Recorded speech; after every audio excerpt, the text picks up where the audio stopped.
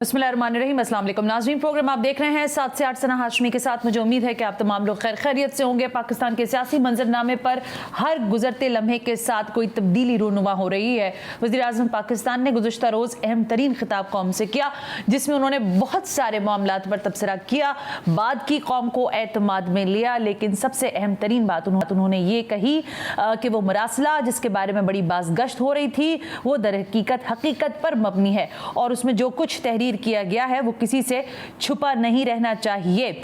उन्होंने यहाँ तक कहा कि ये एक अमेरिका कहा, फिर उन्होंने कहा एक मुल्क की जानिब से आया है और वहाँ से हमें वाज़े पैगाम दिया गया कि हमारी हुकूमत ख़त्म कर दी जाएगी, कर दी जानी चाहिए, तो हमारे मामलात आगे बढ़ेंगे। अब जाहिर है जब वज़ीर आज़म पाकिस्तान ने खुलकर ये बात कौम के सामने रख ही दी है तो इस पर बात करना अहम है कि वाकई दूसरी दुनिया के लोगों की जानिब से धमकी आमेज़ खतूत का सिलसिला जारी है कि रियासत को कोई ख़तरात लाहिक हैं या नहीं, कि इमरान खान के खिलाफ कोई बड़ी साजिश हुई है या नहीं। यहाँ तक कहा गया है, फवाद चौधरी साहब ने आज ट्वीट भी किया और उस पर बात भी की। उन्होंने कहा कि इमरान खान साहब की जान को ख़तरा पड़ गया है और ये कहा उन्होंने कि हमने उनकी तमाम नकलो हमल जो है उसको थोड़ा सा रोक दिया है। जलसे जुलूसों में जाने पर हमने कहा है कि आप ना जाएं, कम से कम बाहर निकलें और सिक्योरिटी को भी बढ़ा दिया गया है। लेकिन अब से थोड़ी देर पहले बिलावल भुट्टो ज़दाई साहब एक प्रेस कॉन्फ्रेंस कर रहे थे, वो क्या कह रहे थे जरा पहले मैं वो सुनवाऊं, फिर मेहमानों से तारुफ करवाती हूँ। हम पूछते हैं, अगर खान साहब 23 फरवरी को रशिया पहुंचता है तो क्या 23 फरवरी से पहले हम शहबाज शरीफ साहब का घर गए थे पेशकश करने के लिए? उससे भी पहले जनवरी में पाकिस्तान पीपल्स पार्टी की सीसी रखी गई थी, जहां में हमारा अवामी मार्च और अदम एतमाद के फैसले लिए गए। तो क्या हमें पहले से पता था कि आपने रशिया जाना था? क्या हमें पहले से पता था कि रशिया ने जंग करना था? क्या हमें पहले से पता था कि ये आलमी साजिश बन रहा था? मैं हमेशा कहता हूँ खान साहब को, इसलिए इसको झूठ कहना का बहुत आदत है, कि अगर झूठ कहना है तो उतना ही झूठ बोलो जो लोग सच मान सकते हैं। अच्छा, ये प्रेस कॉन्फ्रेंस तो थी, लेकिन इससे पहले मियां शहबाज शरीफ साहब भी हमें दिखाई दिए मंजर पर और उस दौरान बड़े मियां साहब की कॉल भी आई है और बड़े मियां साहब ने कॉल करके जो कुछ कहना था शायद वो नहीं कह सके, क्योंकि छोटे मियां साहब ने कहा कि मैं प्रेस कॉन्फ्रेंस कर रहा हूँ, आपसे बाद में बात करूंगा। गायबाना एंट्री बहरहाल अगर मैं कहूँ लाइव हो गई है तो गलत नहीं होगा। लेकिन मैं जरा मेहमानों की तरफ जाती हूँ, वक्त बड़ा शॉर्ट है। जनरल रिटायर्ड अमजद शुएब साहब मुझे ज्वाइन कर रहे हैं, दिफाई तज्जियाकार हैं, इंपॉर्टेंट शख्सियत हैं, हुकूमत की जानिब से बहुत सारे लोग बहुत सारी जगह मसरूफ़ है मेरा ख्याल है। लालचंद साहब ने हमें वक्त दिया है, मैं उनका शुक्रिया अदा करती हूँ, रहनुमा है पाकिस्तान तहरीक इंसाफ के। लालचंद साहब थैंक यू। आपसे बात करने से पहले अमजद शुएब साहब से बात करते हैं। अमजद शुएब साहब, पाकिस्तान की रियासत के मामलात पर उसकी सेंसिटिविटी जो है उसको आप बेहतर तौर पर जानते हैं। जब अभी लास्टली खिताब किया था 27 मार्च को वज़ीर आज़म पाकिस्तान ने, तो उन्होंने भुट्टो साहब का रेफरेंस दिया। उन्होंने जैसे भुट्टो को फांसी लगा दी गई, अब ये मेरे भी दर पे आ गए हैं। भुट्टो साहब ने कहा था कि अमेरिका वो हाथी है जो ना भूलता है और ना ही भूलने देता है और उसके खिलाफ बाकायदा तौर पर पेशबंदी भी करता है। आपको लगता है कि आज भी हालात इमरान खान साहब के लिए उस जैसे ही हैं? देखिए, जो हालात है वो हकीकत तो वैसे नहीं है, लेकिन किसी हद तक मिलते जुलते हैं। उसकी बुनियादी तौर पर उसकी बुनियाद ये है कि अमेरिका को यहाँ से पिछले 40 साल में शायद ही कभी किसी ने किसी काम पे ना की हो। हम उनकी ख्वाहिशात और उनकी सोच, उनकी जरूरियात, उसके मुताबिक हम चलते रहे। हमने बड़ा अपना नुकसान करवाया मुख्तलिफ मौकों पे। अफगान जहाद भी हमने किया, उसके बाद ये अफगानिस्तान में जब ये अमेरिका ने हमला किया तो तब भी 20 साल हमने भुगता। तो ये प्रॉब्लम्स तो रही हैं, ठीक है। इन सारी चीजों में अगर मैं देखूं तो अमेरिका फोकस्ड है, पाकिस्तान के मफादात की कहीं कोई परवाह नहीं की, खास तौर पे आपके नेशनल सिक्योरिटी के इशू। उसने कभी कोशिश नहीं की कि जो लोग अफगानिस्तान से पाकिस्तान में दहशतगर्दी कर रहे थे उनके खिलाफ भी कोई एक्शन करता, उन्होंने नहीं की। तो उससे साफ जाहिर है कि एक ऐसा मुल्क है जो सिर्फ आपसे काम लेना जानता है, जिसको ये पता है कि आप उसकी ताबेदारी करें, जो वो हुक्म है वो माने। पहली दफा जब उनको यहाँ से ना सुननी पड़ी है और वो एक नहीं पैदर पे, तो मेरा ख्याल है कि उनकी ईगो हर्ट हुई है और वो बिल्कुल इसको हजम नहीं कर सकते। अच्छा, लेकिन अमजद शोएब साहब इसी से एक कदम और आगे चलें, क्या इमरान खान साहब के खिलाफ कत्ल की साजिश हो रही है? उनको कत्ल खुदा न खास्ता किया जा सकता है? क्या साम्राज्य इस तरफ भी सोच रहा है, या क्या वाकई इतना बड़ा थ्रेट बन गए हैं इमरान खान साहब? देखिए, ये थ्रेट की बात नहीं। ओके। अमेरिका ने जब रजीम चेंज करनी हो या किसी को हटाना हो तो वो फिर मुख्तलिफ तरीके इस्तेमाल करते हैं। उनमें से एक तरीका ये है कि अगर उसकी हुकूमत खत्म न की जा सके तो फिर उस बंदे को खत्म कर दे। आपने देखा कि लीबिया में क्या हुआ, गद्दाफी, राइट। जो कुछ वहां पे गद्दाफी के साथ किया गया, ये रजीम चेंज का किस्सा था, लेकिन तरीका ये इख्तियार किया गया। इसी तरह रजीम चेंज करनी थी उन्होंने वहां पे इराक में, तो क्या हुआ उसके साथ? अमजद शोएब साहब एक मिनट रुकिएगा, तवक्कुफ कीजिएगा, कतई कलामी नहीं चाहती मैं, लेकिन सर आप लिबिया और इराक और पाकिस्तान की कंडीशंस को एक जैसा समझते हैं? मैं वैसे ही अपनी इस्लाह के लिए पूछ रही हूँ। एक जैसी नहीं, तभी तरीकाकार जो है ना वो थोड़ा मुख्तलिफ है। देखिए, वहां पे इराक पे हमला किया गया, लीबिया पे हमला किया गया, पाकिस्तान पे वो नहीं किया जाएगा क्योंकि पाकिस्तान एक मजबूत मुल्क और न्यूक्लियर पावर है, आपकी मजबूत आर्मी है, तो हमला नहीं किया जाएगा। लिहाजा एक शख्स को अगर एलिमिनेट करना हो तो वो काम तो किया जा सकता है ना, उसके लिए तो मंसूबाबंदी हो सकती है। ओके।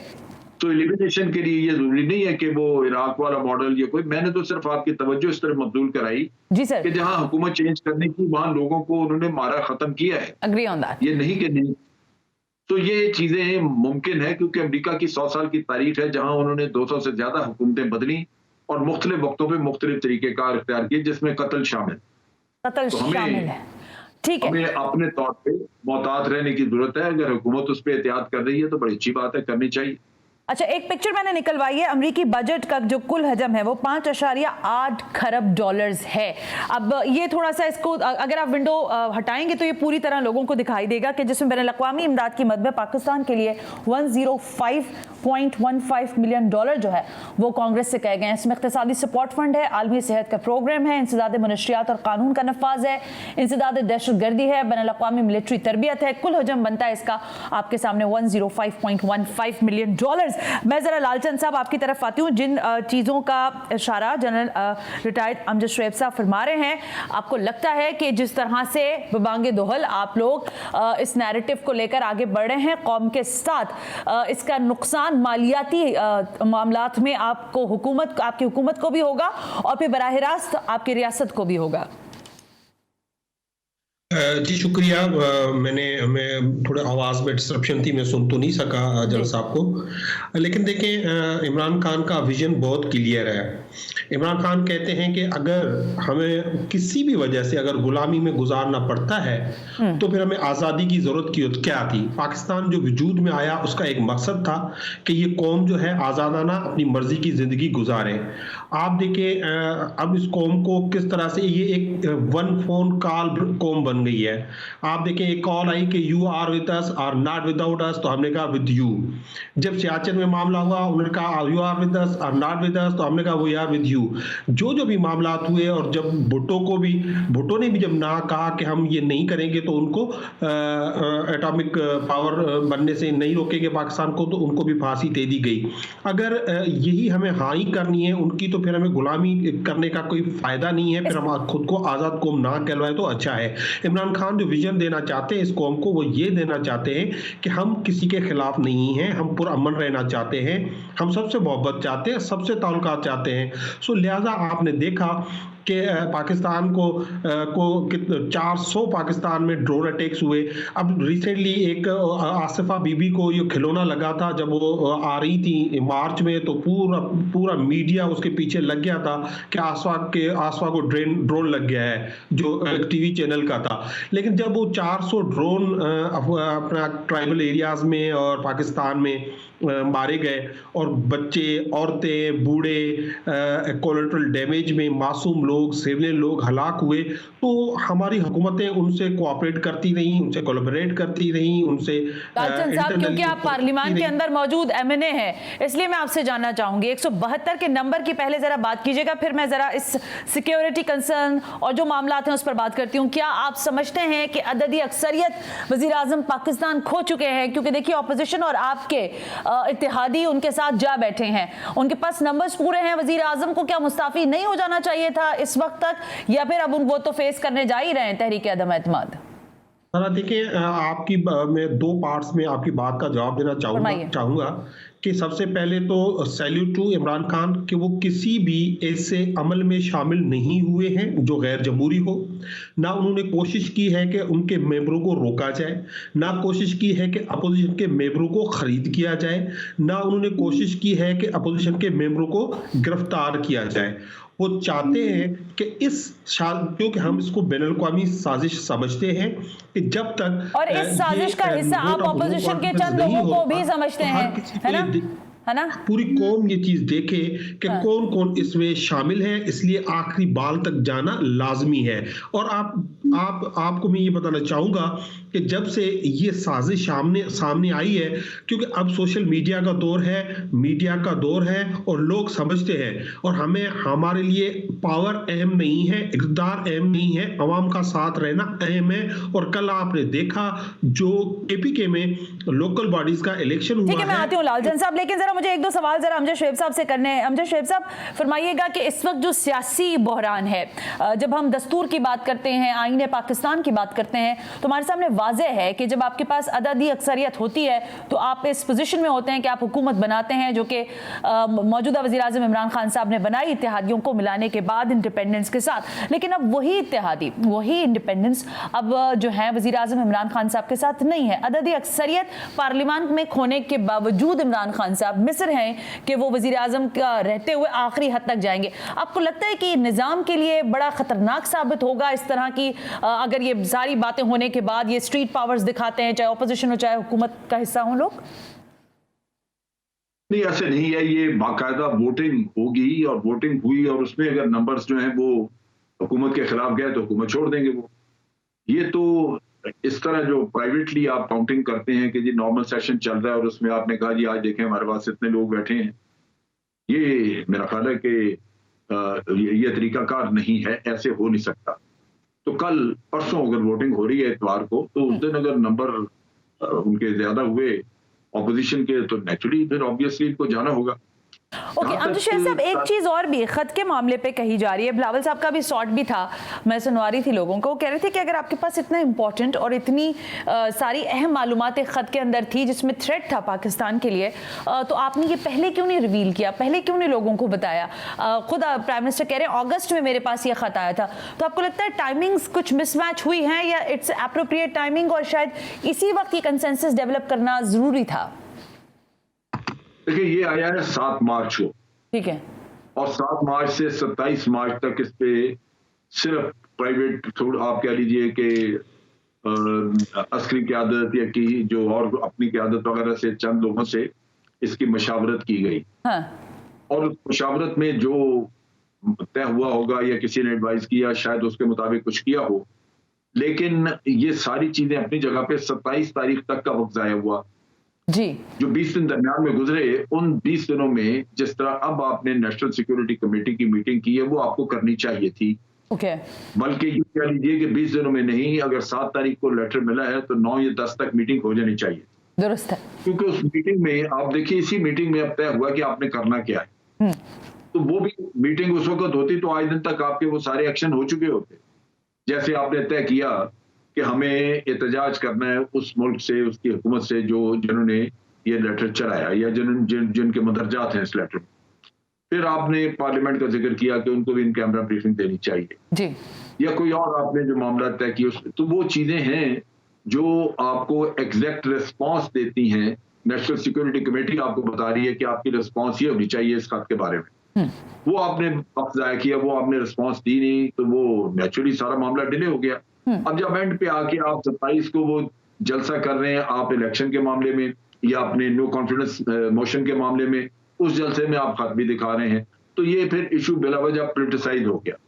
उस वक्त लोगों ने चहमगोइयां करनी शुरू की कि ये खतवत कोई नहीं है, बस ऐसे ही ये पॉलिटिकल माइलेज लेने के लिए है।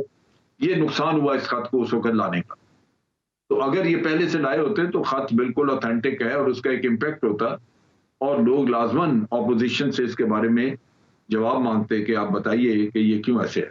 ओके, लेकिन अब्दुल शरीफ साहब इन्होंने बिल्कुल ठीक है, लेकिन अगर इसी तनाजुर में हम बात को आगे बढ़ाएं, जैसे मैंने अभी लालचंद साहब से सवाल किया और मैंने कुछ ज़ाहिर फिगर्स भी आपके सामने पेश किए, जब हम देख रहे हैं कि अमेरिका जो है आपकी माली मदद भी कर रहा है मुख्तलिफ हवालों से, अगर आप देखें जो फंड्स हैं कोलिजन के वो आपके पास आ रहे होते हैं, आपको लगता है कि इस तरह का जो अभी मंजरनामा है, जो खिंचाव है, जो तनाव है अमेरिका और पाकिस्तान के माबैन, इसके दूररस नताइज साबित हो सकते हैं और इसमें खुदा ना खास्ता कभी इम्कान मौजूद है कि पाकिस्तान को इसका खुमियाजा भुगतना पड़ सकता है? आपको क्या लगता है इस सूरत हाल में जब हम बात कर रहे हैं?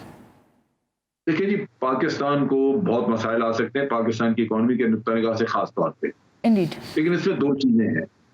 एक तो ये कि आपको जब भी ये बात करें तो आप अपने अंदरूनी हालात को देख के उनको मद्देनजर रखते हुए फिर आप बात करें और सोचा समझा आपकी, जिस तरह भी ये नेशनल सिक्योरिटी कमेटी ने आपको बताया कि इस तरह करें, तो एक सोची समझी रिस्पॉन्स आपकी एक तो ये होनी चाहिए।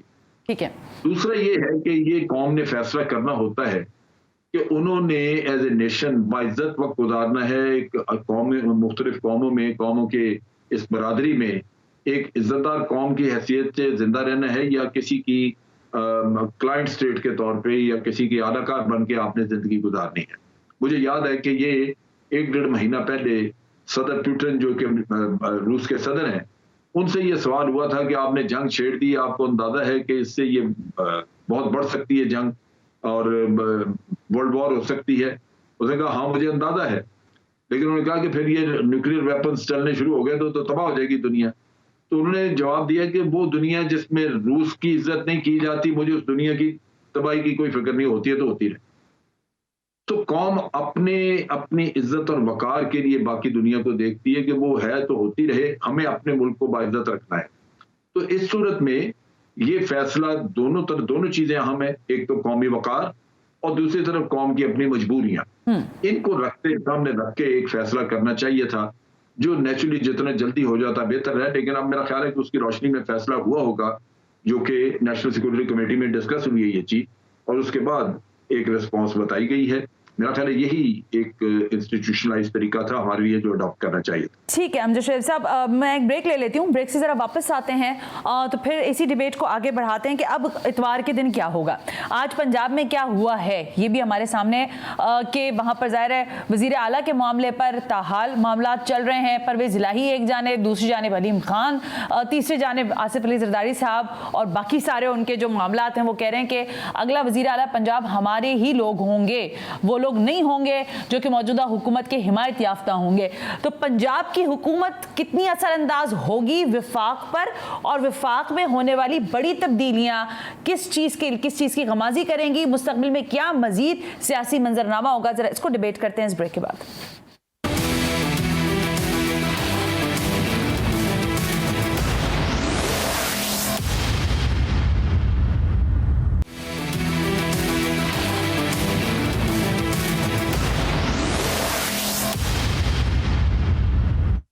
वेलकम बैक नाज़रीन, हम ब्रेक पर थे और ब्रेक पे जाने से पहले अमजद शरीफ साहब भी मेरे साथ इस वक्त मौजूद हैं और लालचंद साहब भी। मैं ज़रा लालचंद साहब से पहले बात कर लेती हूँ, फिर अमजद शरीफ साहब आपकी तरफ आती हूँ। लालचंद साहब ये फरमाइएगा कि आप लोग एक मरतबा फिर लोगों को गैदर कर रहे हैं, आप लोगों को कह रहे हैं कि आप दोबारा इस्लामाबाद पहुँचें और ये अदम एतमाद की तहरीक में जो है अवाम बताए कि क्या होना चाहिए। आपको लगता नहीं है कि ये एक तसादुम सी की कैफियत हो सकती है, क्योंकि वहाँ पर अपोजिशन भी तैयार बैठी है, उन्होंने बार बार कहा है कि अगर इनके लोग सड़कों पर आएंगे, किसी तरह की वायलेंस होता है तो फिर जवाब हमारी जानिब से भी आ सकता है। आपको नहीं लगता कि हुकूमत की हैसियत से आपको बहरहाल एहतियात भी करनी चाहिए और बुर्दबारी का मुजाहरा करना चाहिए? ना, मुझे आपकी आवाज नहीं आ रही है। लालचंद साहब अब आ रही है आपको मेरी आवाज क्लियर है अभी? हाँ, अब आ रही है। ओके, आप फरमाइएगा। सर मैं ये पूछ रही थी कि आप लोगों ने एक मरतबा फिर लोगों को मोबिलाइज किया है, आप कह रहे हैं कि एक मरतबा फिर आप इस्लामाबाद पहुंचे और अदम एतमाद की तहरीक वाले दिन यानी इतवार के दिन, आपको नहीं लगता कि कोई बड़ा तसादुम खुदा न खास्ता हो सकता है? रियासत आप हुक्मरान हैं तो आपको एहतियात बरतनी चाहिए और बुर्दबारी का मुजाहरा करना चाहिए सारे मामले पर। थैंक यू सना। मैं वो लेटर वाले हवाले से थोड़ी सी बात करना चाहूँगा कि देखिए, जब ये लेटर 7 तारीख को मौसूल हुआ फॉरेन ऑफिस को, तो उसके बाद जो है फ़ौरन OIC का समिट होना था और ये एक बहुत बड़ा मामला था और इसको इतना सेंसिटिव था और इसको कंट्रोवर्शियल नहीं करना था, तो उसी वक्त ये अस्करी क़यादत से शेयर कर दिया गया और प्राइम मिनिस्टर से शेयर कर दिया गया था। अच्छा, उसके बाद अब भी प्राइम मिनिस्टर का ये प्लान नहीं था कि इसको पब्लिक लाया जाए, लेकिन उन्होंने इस हवाले से बात की कि बाहर से थ्रेट आ रहे हैं और जब अपोजिशन ने चैलेंज किया और शहबाज शरीफ ने तो कहा कि अगर इस तरह का कोई लेटर होगा, इस तरह का कोई कम्युनिके होगा तो मैं इमरान खान के साथ मैं ना असल में बहस करना नहीं चाहती, लेकिन देखिए जब अदम एतमाद की तहरीक आई तो प्राइम मिनिस्टर ने कहा कि मैंने नफिल के 2 शुक्राने अदा किए कि ये लोग मेरे खिलाफ अदम एतमाद की तहरीक ले आए। या तो वो बात गलत थी या ये बात गलत है। अगर वाकई अदम एतमाद की तहरीक पर नफिल शुक्राना अदा किया गया था तो फिर अब इस वक्त जो ये मामला चल रहा है तनाव का, फिर ये नहीं होना चाहिए था। कोई एक चीज ठीक हो सकती है ना सर? नहीं, दोनों ठीक है, दोनों अपनी जगह से ठीक है। अगर वो अदम एतमाद की तहरीक ले आए, उनका आईनी हक था, हम उसको फेस कर रहे हैं, ये हमारा हक है और पूरी कौम देख रही है कि ये किस तरफ जा रहा है मामला और हमें खुशी है। और मैं कह रहा हूं ना कि कल जो KPK का जो रिजल्ट आया है लोकल गवर्नमेंट इलेक्शंस का, तो ये पार्टीज को तो ये रूट आउट हो गई हैं, इनकी तो बुनियादी खत्म हो गई है KPK से। आप देखिए इनके इलाके थे, ये हरिपुर था, हजारा था, एबटाबाद था, ये कहते थे हम वहां से जीतेंगे, लीग कहती थी, वहां से इनको सीटें नहीं मिली है। यही तो चाहती है एक पॉलिटिकल पार्टी पावर में। मेरे सवाल का पहले जवाब दें लालचंद साहब, ये बताएं मुझे आप कि लोगों को एक बार फिर गैदर करने की क्या वजह है? पहले भी एश्योर किया है लालचंद साहब, किसी पहले मेरी बात देने से रोकेंगे ना, कोई जबरदस्ती करेंगे और ना हमें ये कोई हक पहुंचता है। लालचंद साहब मुझे ये फरमाइएगा, इस तरह की इजाजत देता है, सब आए अपना वोट करें, हमने कोई कॉल नहीं दी, कोई हमने लड़ाई झगड़े की बात नहीं की है, हमने अपना पावर शो कर लिया है। हाँ, अब क्योंकि जो हमारे जो अराकीन थे जो लोटे बने हैं, उनके खिलाफ कार्रवाई करने का जो सोचा जा रहा है और इंशाल्लाह कल सुप्रीम कोर्ट में भी इस हवाले से हमारे मिनिस्टर साहिबान जो है पेश होंगे और वहां पे ये बात करेंगे। और क्योंकि हम समझते हैं कि उन्होंने जवाब दिए हैं। अब मुझे ये बता दीजिए कि आपकी ये जो इत्तेहादी हैं, ये सारे चले गए ना आपके पास से या आपके साथ हैं? लालचंद साहब, क्यों लीग हमारे साथ है? हाँ, क्यू लीग हमारे साथ है, कहां चली गई है? क्यू लीग ने तो हमें सपोर्ट किया है। अच्छा, एक काफ लीग की कितनी सीट्स हैं नेशनल असेंबली के अंदर? काफ लीग की सीट्स देखे, आपने मुझसे पूछा इत्तेहादी है या नहीं। सर ठीक है ना, लेकिन एक मेरी बात सुने, जाएंगे तो क्या होगा मुझे बता सकती हैं? लालचंद साहब, मैं बहस नहीं कर रही, मैं सिर्फ पॉइंट टू पॉइंट चलना चाह रही हूँ। पार्लियामेंट में काफ लीग की कितनी सीट्स हैं, कितने उनके MNAs हैं आपके साथ? हमारे साथ 5 है। चले 5 उनके हो गए, बाकी आपके कितने हैं?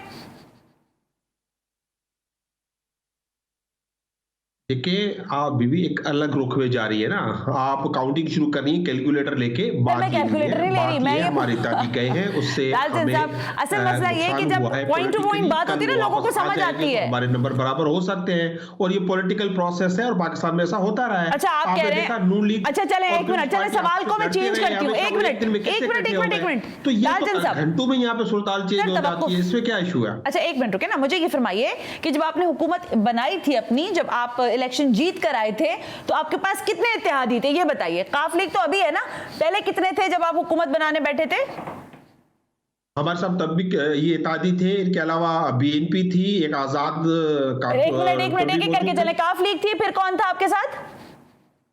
मेंगल साहब थे, ठीक है, हमारे साथ। फिर सो व्हाट? ओके, मुझे आवाज नहीं आ रही। लालचंद साहब, आपने कहा अख्तर मेंगल आपके साथ थे, काफ लीग आपके साथ थी, और कौन था आपके साथ? बाप पार्टी के लोग थे आपके साथ, ठीक है? MQM थी, GG हमारे साथ है अभी तक, क्यू लीग हमारे साथ है अभी तक। चले, इसका मकसद है कि अगर ये आप 4 ही लोग मुझे बता दें, ये चारों इत्तेहादी आपके कहां गए? मैं शाहजैन बुगटी का भी, चलें शाहजैन को भी लगा लें साथ, किधर गए ये सारे? देखिए, ये सारे यही हैं और यही होते हैं। ये इसका मुझे समझ नहीं आ रहा कि आप क्या पूछना चाह रही हैं मुझसे। मैं आपको ये कहना चाह रहा हूं कि ये हमारी तादी थे, इनकी अगर ये हमारे साथ नहीं देते तो हम ये विन ओवर नहीं कर सकते, लेकिन वो फैसला उनको करना है। फेयर इनफ हो गया, थैंक यू। मैं आपको साथ ही रखती हूँ। नजीर लगारी साहब ने भी मुझे ज्वाइन कर लिया है और मुझे बताया गया है कि कादिर मंदो खेल साहब क्या होता है। ठीक है, मैं वापस आ जाती हूँ लालचंद साहब। मामला कहाँ तक जाएगा शायद ये इंपॉर्टेंट है। नजीर लगारी साहब थैंक यू वेरी मच, और कादिर मंदो खेल साहब आपका भी शुक्रिया। तैमूर साहब पता नहीं, मेरा नहीं ख्याल है कि शायद वो फोन नहीं उठा रहे हैं। बहरहाल thank you very much Qadir Sahab कि आपने वक्त दे दिया है। आपसे अभी आपकी तरफ आती हूँ। नजीर लगारी साहब, ये जो मंजरनामा है इसमें सियासी जो मैं दस्तूर की बात कर रही हूँ, आइन की बात कर रही हूँ, तो वो तो ये कहता है कि जब आपकी अददी अक्सरियत खत्म हो जाती है तो फिर आपको इस्तीफा देना पड़ता है या फिर जाहिर अदम एतमाद की जो तहरीक है उसका सामना करना पड़ता है और फिर आपको जाना पड़ता है। लेकिन यहाँ फाइट अगेंस्ट हो गई है और जाहिर अब ये बताया जा रहा है कि पूरी दुनिया हमारे पीछे लग गई है, हमारी जान को खतरा है, इस रियासत को खतरा है। तो आपको लगता है कि हुकूमत का ये बयानिया अच्छी तरह से सेल हो रहा है? मेरे ख्याल में एक हद तक ये सेल हो रहा है और ये जज्बाती माहौल पैदा करने की कोशिश की गई है और लोगों को इंगेज किया गया है कि जी आए हमारे साथ मिलें। लेकिन ये कहीं ना कहीं से किसी न किसी के महबूब नज़र थे, इसलिए इनको इनके साथ ये हो रहा है जो हमें नज़र आ रहा है। आपको मैं बताऊं, जब पहले वज़ीर-ए-आज़म को हटाया गया तो बाकायदा बुलवाया गया, एक वज़ीर, सब पहले वज़ीर-ए-आज़म को कत्ल किया गया, दूसरे वज़ीर-ए-आज़म को बुलवाया गया और गवर्नर जनरल गुलाम मोहम्मद उन्हें गालियां दे रहा था और पूछ रहा था कुदरतुल शवाब से। उन्होंने लिखा अपनी किताब में, क्या मेरी गालियां इसको समझ में आ रही हैं? तो उन्होंने कहा नहीं आ रही। उन्होंने कहा इसको समझाओ ना, मैं गालियां दे रहा हूँ। उसके बाद बोगरा को एयरपोर्ट से लेकर गवर्नर जनरल हाउस तक, जो आज गवर्नर हाउस है, यहाँ तक बाकायदा जूते मारते हुए यहाँ लाया गया। मोहम्मद अली बोगरा का, अच्छा, मोहम्मद अली बोगरा को वजीर आजम थे, उनको जूते मारते हुए यहाँ लाया गया और गवर्नर जनरल हाउस लाकर उनसे इस्तीफा लिया गया।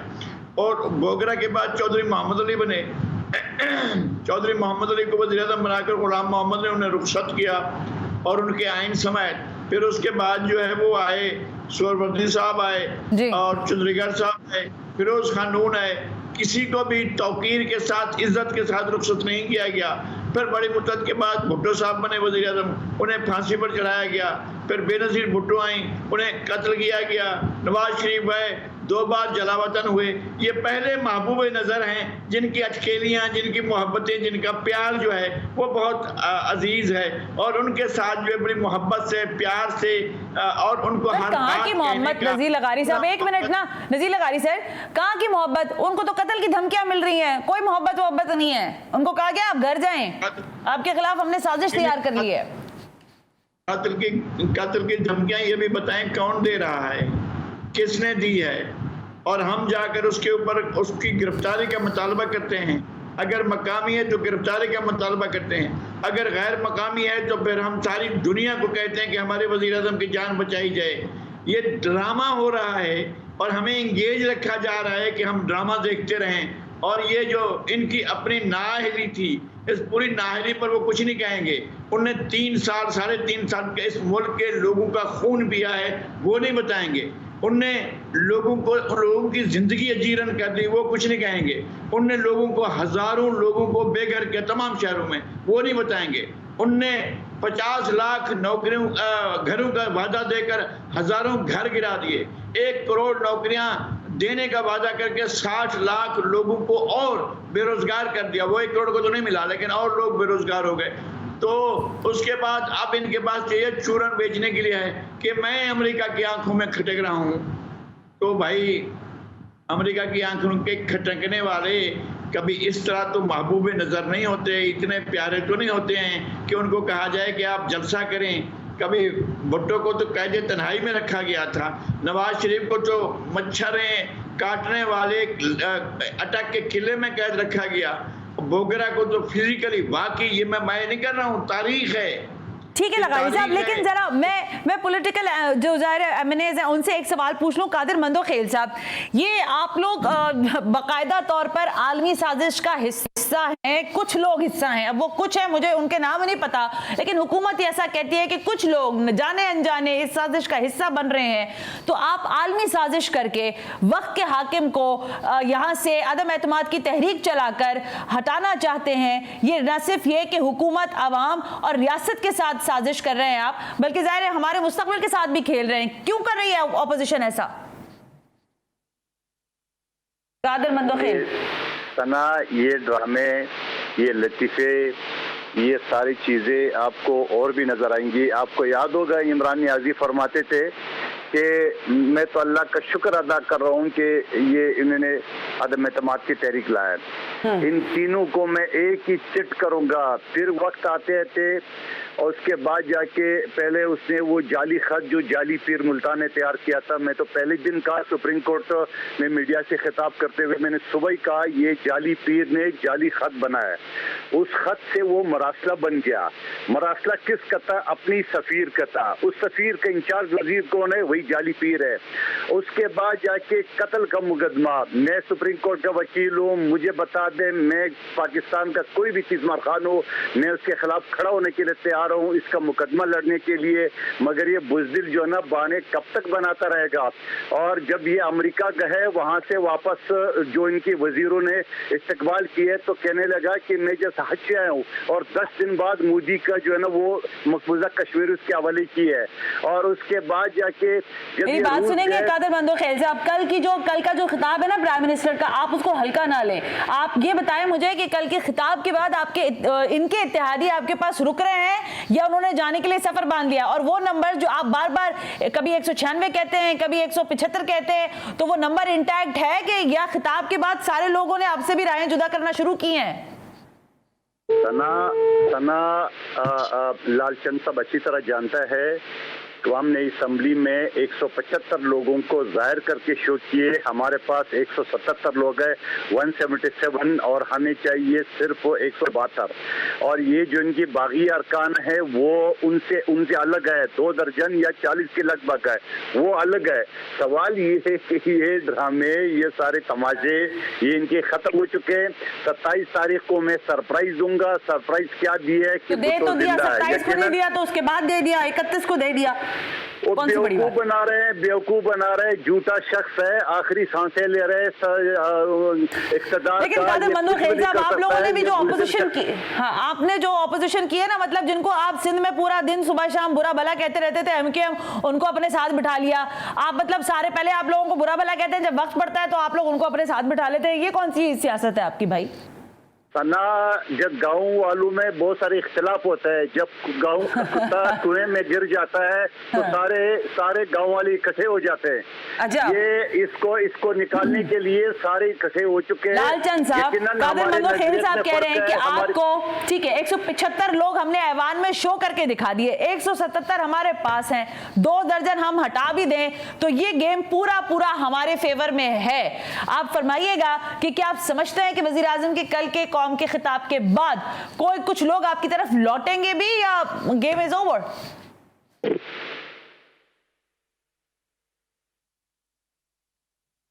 लालचंद साहब की आवाज मुझे नहीं आ रही। अदम एतमाद इनकी जमा हुई है तो कौम ने देखा है ये एक दूसरे को जो चोर चोर कहते थे ये सब इकट्ठे हो गए हैं और उसका हमें पॉलिटिकली फायदा हुआ है। अगर इनके पास कल हमारी कोई काउंटिंग नहीं हुई है, 175 थे, 185 थे, 162 थे, ऐसी असेंबली में कोई काउंटिंग नहीं हुई है और कल इनका असेंबली में बहुत ही नॉन सीरियस किस्म का एटीट्यूड था। अच्छा। अब ये इतवार को अगर इनके साथ ये 172 है, 75 है, 200 है ले आए और जो आइन और कानून के हिसाब से जो उस पर फैसला होगा वो हो जाएगा। तो इस पे डरने की बात नहीं है। इनको खौफ है कि कई लोग इनके पीछे ना आ जाए, ये डर रहे हैं। और मैं लगारी साहब की बात, बहुत सीनियर तज्जियाकार भी हैं, जर्नलिस्ट भी हैं और मैं बहुत इज्जत करता हूं इनकी। मुझे नहीं समझ में आ रही इनकी क्यों ख्वाहिश है कि इमरान खान को जेल में डाला जाए, मच्छरों से कटवाया जाए। ये किया जाए, क्या किया है इमरान खान ने? इमरान खान ने तो ये कहा है कि हमें आजाद पॉलिसी चाहिए, फॉरेन पॉलिसी चाहिए। इमरान खान ने, चलो नहीं भी मानते आप, ना माने, लेकिन लगारी साहब की ख्वाहिश ये देख के बड़ी मुझे अजीब सी हैरत हुई है कि डेरा जेल में डाला जाए, मछुओं से कटवाया जाए। ऐसा तो मेरे ख्याल में कुछ और मैं तो यही हकीकत नहीं है लालचंद साहब, लगारी साहब ने जो ये बताया कि आपको भी याद होगा, देखिए सियासत तो सबके सामने है ना, माजी भी एक है और एक हाल भी है, फिर एक मुस्तकबिल भी होगा। खान साहब से उनको मोहब्बत है, जिनका इशारा वो कर रहे हैं कि खान साहब से अगर वो मोहब्बत कर रहे होते, खान साहब यहाँ पर 22 साल जदोजहद के बाद पहुंचे हैं। वो उनको ना जनरल ज़ियाउल की वो गोद से उतरे थे, ना यहिया खान को वो डेडी कहते थे। वो 22 साल बताऊं लालचंद साहब, आप लोग तो बड़े सीनियर लोग हैं, मेरी बात, और वो प्राइम मिनिस्टर बने हैं। हाँ। अब वो प्राइम मिनिस्टर है, अगर उनको अगर जिस तरफ इनका इशारा है, अगर वो चाहते तो ये क्या ये थ्री स्टूजेस उनको हटा पाते? वो तो कभी नहीं हटा पाते। लालचंद साहब मैं यही कह रही हूँ ना, देखिए मैं तो तिफले मकतब हूँ, एक मिनट रुक जाए लालचंद साहब, तो ये रुकिएगा, बड़ा अजीब लगा। ठीक है, देखिए मामला ये है कि चले मैं तो तिफले मकतब हूँ ना, लेकिन आप लोग तो बड़े सियाने लोग हैं, आप लोग तो पार्लियामान के अंदर बैठे हुए हैं। मामला ये है कि गेट नंबर 4 जो कि शेख रशीद साहब हमेशा कहते हैं, ये गेट नंबर 4 हो, 3 हो, 2 हो, पिंडी के आसपास सारे लोगों को हमने मिलते मिलाते बैठते उठते देखा है, खबरें आई हैं, माजी में भी आती थी, तारीख में लिखी जा चुकी है इसके ऊपर, और हाल में भी कुछ ढका छुपा नहीं रहा। नज़ीर लगारी साहब, अब आप ये फरमाइएगा कि इस वक्त जो पंजाब के अंदर सेटअप बना रही है हुकूमत, ज़ाहिर आज आपने देखा उस्मान बुज़दार साहब का इस्तीफा, फिर उसके साथ साथ पंजाब में एक बड़ी इंटेंस सिचुएशन आना शुरू हो गई है। आपको लगता है कि पंजाब को अगर बचा लिया तो फिर बहुत सारे मामलात मजीद बचने की उम्मीद पैदा हो सकती है? जल्दी से जवाब ले लूं, फिर मैं ब्रेक पे जाती हूँ। नज़ीर लगारी साहब। नहीं, मेरा सवाल ये है कि पंजाब में पहले उन्होंने कुर्बानी का मकरा बनाया हमारे मेहरबान को, हमारे सरदार उस्मान खान बुज़दार को, और अब उन्होंने खड़ा कर दिया है उस जगह पर, उस दीवार को जिसको समझे डिफेंस लाइन थी, डिफेंस लाइन खुद गिरा दी है, एक और डिफेंस लाइन चौधरी परवेज इलाही की शक्ल में खड़ी कर दी है। और नहीं लगता है इसलिए कि इनके जो अपने लोग हैं वो नाराज हैं और वो कोई भी रिस्क लेने के लिए तैयार हैं, और उन्होंने ऐलान भी किया, एक ग्रुप नहीं 3 ग्रुप जो हैं वो इनकी पार्टी में बन चुके हैं, और हर एक के पास 20-30 मेंबर हैं, और अगर इनके 50-60 मेंबर इनके साथ नहीं हैं तो चौधरी परवेज इलाही साहब कैसे वज़ीर आला बन सकेंगे? अच्छा, ये तो खैर कल का दिन है और कल ही नज़र आ जाएगा, चीज़ें सामने हो जाएंगी। लेकिन ये कि मैं कोई ऐसी ख्वाहिश रखता हूँ कि इमरान खान को खुदा न खास्ता कोई मच्छर काटें, या कोई, मैं कहता हूँ कि इससे पहले वज़ीर आज़म के साथ ये होता रहा है और इनके साथ नहीं हो रहा है। मैं खुदा का शुक्र अदा करता हूँ कि इनके साथ नहीं हो रहा है, वरना रिवायत यह है कि पहले वज़ीर आज़म को कत्ल किया गया, दूसरे को जो है बहुत बेइज्जत करके निकाला गया, तीसरे को जूते मारे गए, और उसके बाद एक को फांसी हुई, एक को गोली मार दी गई। इस तरह से सिलसिला इनके साथ तो बहुत प्यार मोहब्बत का मामला है। ठीक है, वैसे बिल्कुल ठीक है नज़ीर लगारी साहब, आई गॉट योर पॉइंट, क्योंकि जिस तरह आप एनालाइज कर रहे हैं सिचुएशन को, मुझे एक ब्रेक का कहा जा रहा है, ब्रेक से वापस आते हैं तो जरा इसी डिबेट को आगे बढ़ाते हैं, क्योंकि कल का दिन अहम है पंजाब की सियासत में। क्या पंजाब में अगर गेम हुकूमत के हाथ में आ जाता है तो फिर विफाक में कितनी हुकूमत तगड़ी हो सकती है, शायद ये एक अहम नुक्ता होना चाहिए और हो सकता है। इस पर डिबेट करते हैं इस ब्रेक के बाद।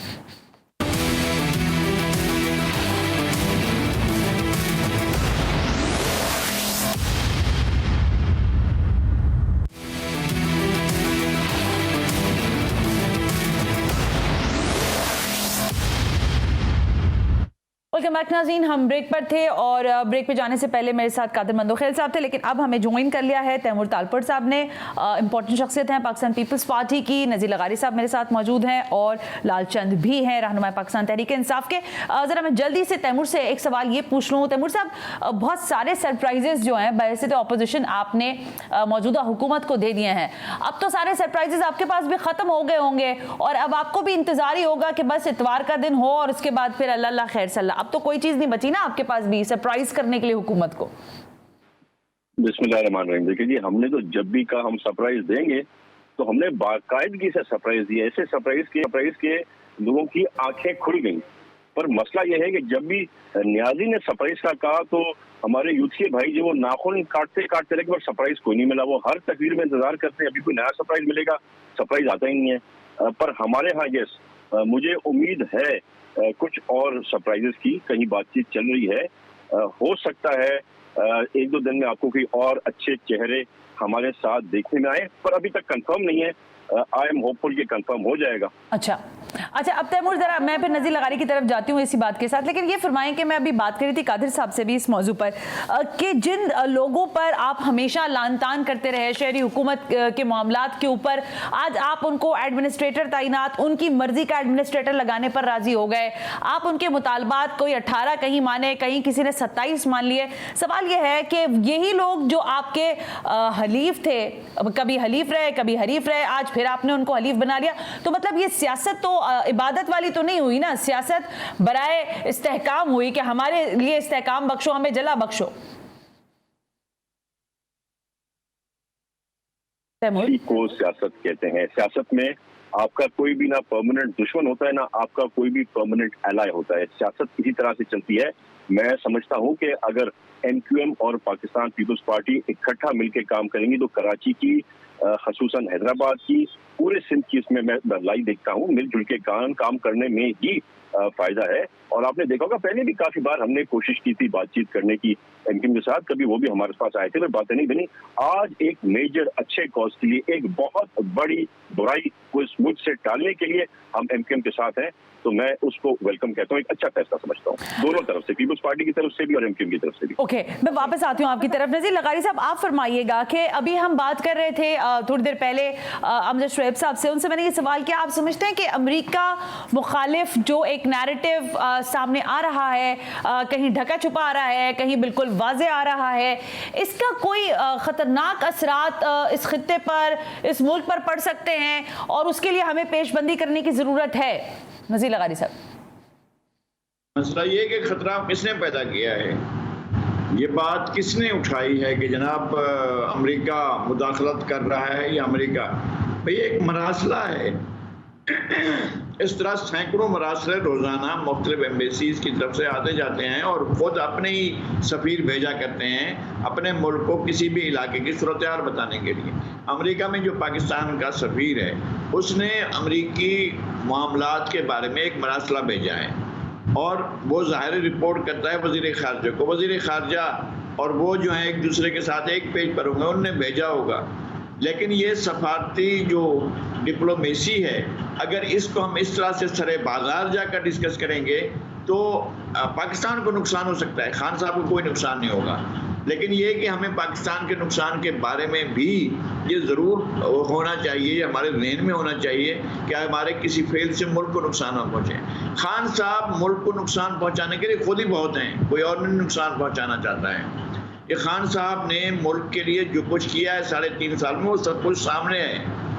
मैं कौन सी चीज़ है ये इन पिछले 15 दिनों में जो उठक बैठक हो रही है, जो कुछ हो रहा है, इससे पहले क्या पाकिस्तान के अवाम का ये नैरेटिव, ये अंदाज था? लोग वही हैं। मीडिया में हमारे ही इस पर जो है एक गुबार उठा है और उस गुबार के बैठ जाने पर मैं आपको बताऊंगा कि कौन कहाँ पर है और किस पोजीशन पर खड़ा हुआ है। बहुत से लोगों की बहुत बड़ी पोजीशन चेंज होगी और लोगों का पता चल जाएगा। इस गुब्बारे के अंदर हवा उस वक्त है जब ये गुब्बारा कहीं फट नहीं जाता। मैं ये नहीं कहता हूँ उनकी ज़िंदगी को खतरा लाक हो, अल्लाह करे बहुत तादेर सलामत रहें और वो मुल्क के अंदर बड़ी खुशहाली से और खुशी से जिंदा रहें। अल्लाह उन्हें बड़ी उम्र दे और मैं ये भी चाहता हूँ उन्हें अच्छी सेहत भी दे।